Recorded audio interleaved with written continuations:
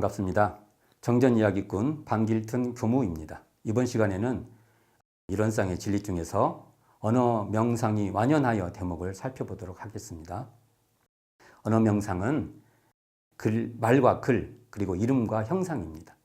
형상은 모양이죠. 모양으로 마음에 나타나는 심상의 이미지라고 말할 수 있는데요. 언어화된 생각과 감정도 언어 명상이죠. 논리적 생각도 언어이고 사실은 비논리적인 이 감정도 언어라고 말할 수 있는 것입니다. 완연은 선명하게 나타난다는 것으로 분명하다는 뜻으로 볼 수 있고요. 결국 언어 명상이 완연하다는 것은 언어 명상이 분명하고 뚜렷하다 이렇게 말할 수 있는 것입니다. 언어 명상이 동공한 공경영지의 광명을 따라 언어 명상이 완연하게 나타나는 것이 이론상 진리입니다.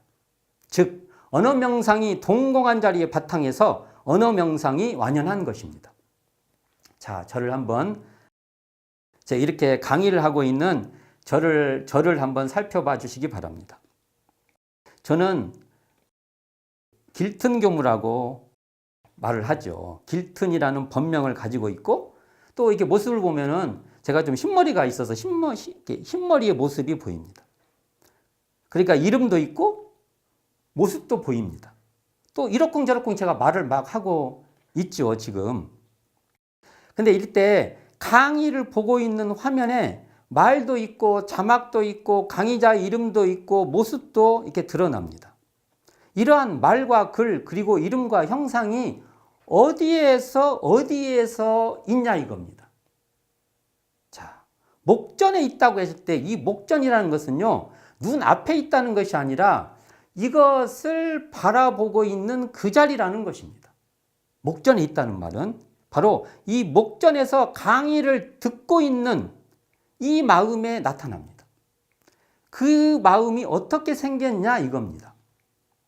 말과 글과 이름과 형상이 붙을 수 없는 자리입니다. 살펴보면 분명히 언어 명상이 붙을 수 없는 언어 명상이 동공한 자리입니다. 이것은 돌이켜서 살펴볼 수밖에 없습니다. 이렇게 언어 명상이 텅 빈 청정한 자리에서 바로 언어 명상이 선명하게 드러나는 것입니다. 그러니까 언어 명상이 텅 비기 때문에 언어 명상이 선명한 것입니다. 언어 명상이 선명하다는 것은 그 자리가 언어 명상이 동공하다는 것이고 언어 명상이 동공하기 때문에 언어 명상이 선명한 것입니다. 눈앞의 형상에 끌려가지 말고 그 자리를 놓아버리고 놓았을 때 드러나는 존재를 직시하는 것입니다. 이 자리에 예쁘다, 못생겼다는 이미지가 있는지 한번 살펴보시기 바랍니다.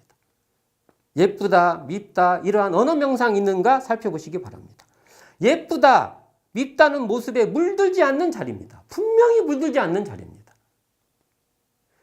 분명히 물들지 않기 때문에 예쁘고 미운 모습으로 드러나는 것입니다.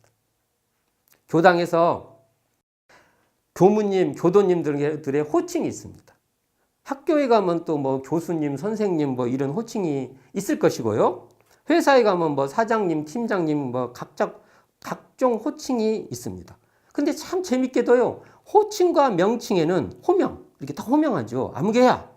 이러면 여기에는 힘이 있습니다. 우리는 호명을 딱 하는 순간 쑥 끌려가 버립니다. 호명을 알아차리는 그 자리는 언제 있는지 다 그냥 어두워져 버립니다. 교도회장이라면 당연히 이래야 돼. 또는 교도라면 자고 이래로 이 정도는 돼야 돼. 우리는 이러한 규정에 집착할 수 있는 것입니다. 그러나 이러한 규정에 끌려가지 말고 이러한 규정을 내려놓아 보면은 존재하는 자리가 있습니다. 자, 규정에 놓은 집착을 내려놓고 그 내려놓은 자리에 존재하는 그 자리를 직시하는 겁니다. 마치 자신이 들고 있는 랜턴, 빛을 딱 꺼버리고요. 꺼버리면 밤하늘에 달빛과 별빛이 드러나는 격입니다. 내가 불빛을 계속 켜고 있으면 그 달빛과 별빛이 안 보이는데 내가 경계에 끌려가고 집착하는 거기에 끌려가는 것을 놓아버리면 그때 늘 알아차리고 그 자리에 뭐라고 붙을 수 없는 그것이 드러납니다.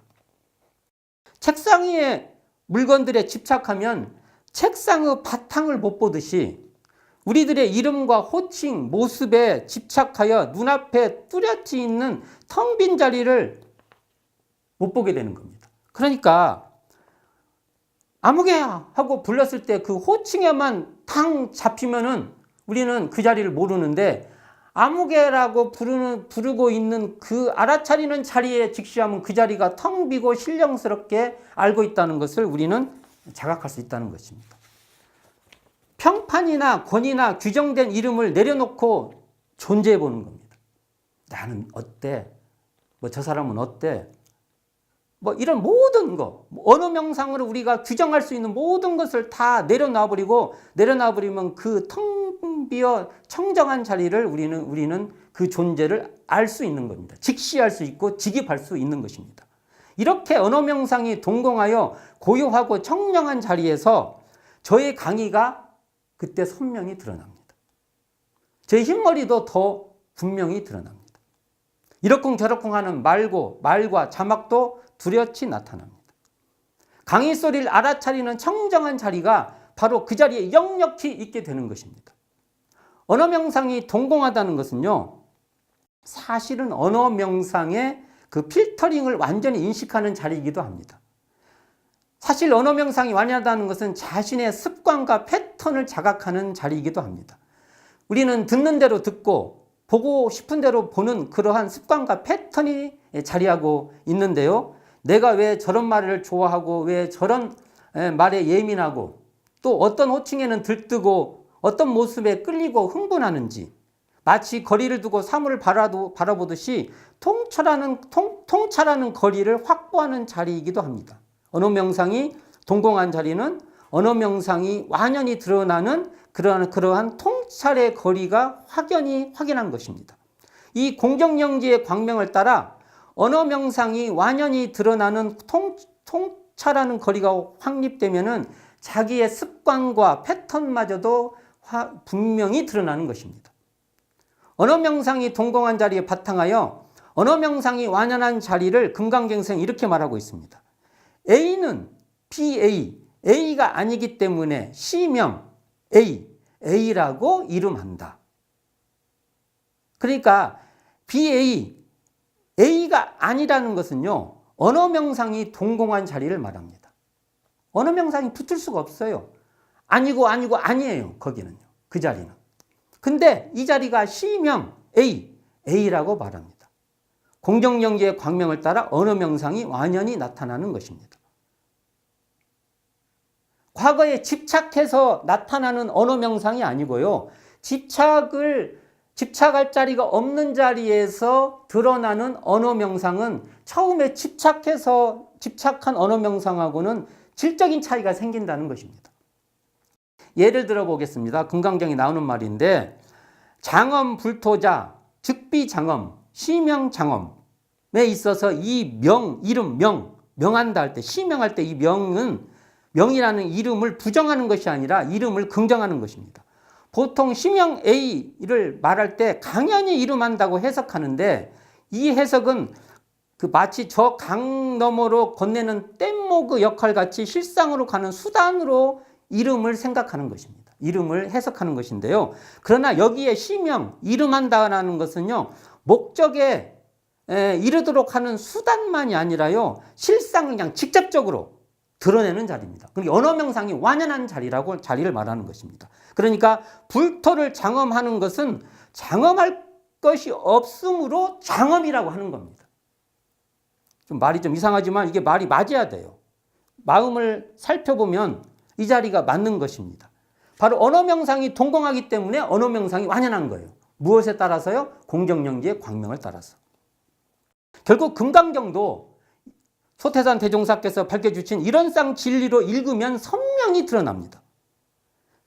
언어 명상이 동공한 자리로 공정영지의 광명을 따라 언어 명상이 완연하다고 독해를 하면은 금강경은 다 독해가 됩니다. 소태산의 대각인 이론상으로 읽어야 확인해진다는 것입니다. 언어명상은 공정영지의 광명입니다. 공정영지의 발현이요, 공정영지의 작용인 것입니다. 소태산 대종사는 언어명상이 동공한 자리와 언어명상이 완연한 자리를 한 자리로 통째로 통찰해야 된다고 말씀해 주십니다.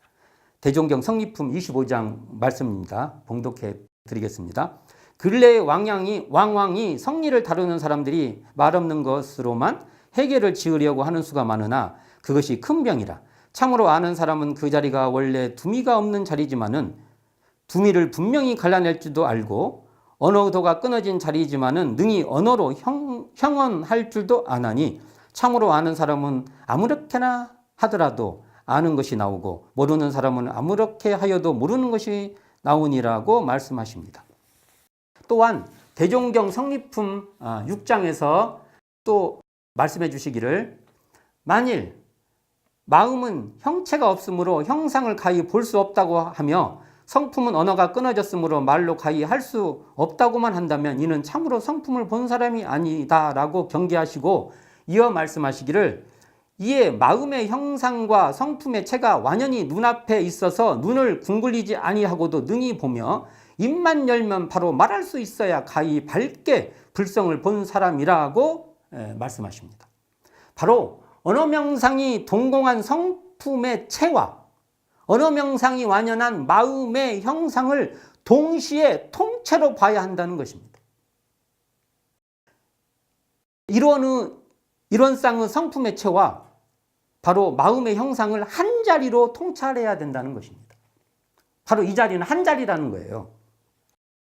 향산 안희정 선지님께서 원불교 교전 회의에서 회고하시기를 소태산 대종사 당대의 훈련 해제 마지막 그 3일째 밤에 성리문답 시간을 진행하게 되었는데 첫날 밤은 열애선도리로 문답을 진행하고 다음 날 밤은 조사선도리로 문답이 진행되었으며 마지막 날 밤에는 의리선도리로 문답을 마무리하였다고 합니다.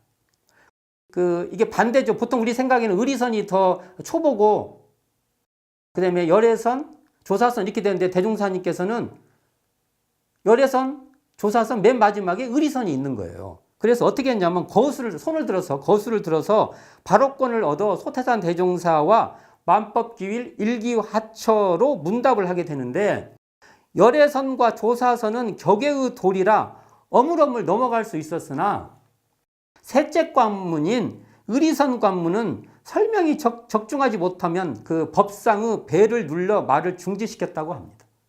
벨을 땅 울리면 탈락이에요. 재밌죠? 아마 추측한데 열애선이 텅 비어 알아차리고 있는 진공의 소식이라면 조사선은 이러한 진공 자리에 만법이 선명히 드러나는 자리를 밝히는 것이라고 볼 수 있고요. 이에 비해 의리선은 이러한 진공 묘유의 자리를 자신의 육군을 통해 자신의 언어명상으로 어떻게 나툴 것이냐는 것에 초점이 있었다고 볼 수 있습니다. 결국 공정영지의 광명을 따라 언어명상을 완연하게 나타나게 하는데요. 언어명상에 끌리면은 그 언어명상은 이론상의 가림막이 되죠. 바로 공정영지의 가림막이 되고 언어명상에 끌리지 않으면 언어명상은 이론상의 나툼이 되는 겁니다. 바로 그것이 공정영지의 나툼이 되는 것이죠. 그러니까 공정영지의 광명은 눈앞에 언어명상에 물들지 않으면서 언어명상을 뚜렷이 드러내는 자리입니다. 언어명상이 완연하게 의리선도리를 우리는 소태산 대종사과 문답을 해볼 필요가 있습니다. 소태산 대종사께서 미소를 딱 이렇게 지으시면서 법상이 벨이 울리지 않고 우리는 의리선을 통과해 볼 수 있는 그러한 도전도 해볼 필요가 있다고 봅니다. 오늘은 이론상 진리 중에서 언어명상이 완연하여라는 대목을 살펴보았습니다. 감사합니다. 지금까지 정전이야기꾼 방길튼 교무였습니다.